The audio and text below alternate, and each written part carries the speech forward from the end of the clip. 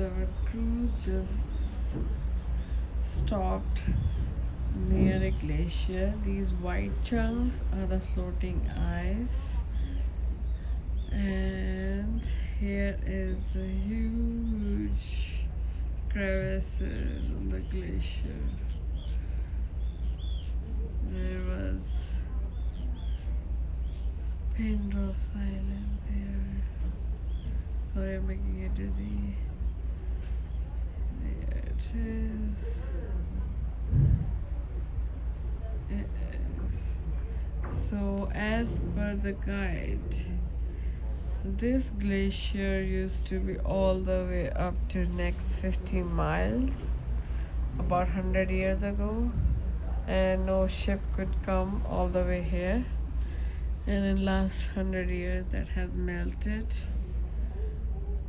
and which is sign of global warming.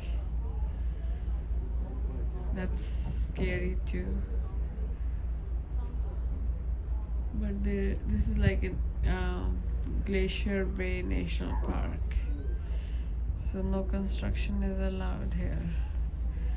No one can step on these to make any construction, but it's so beautiful.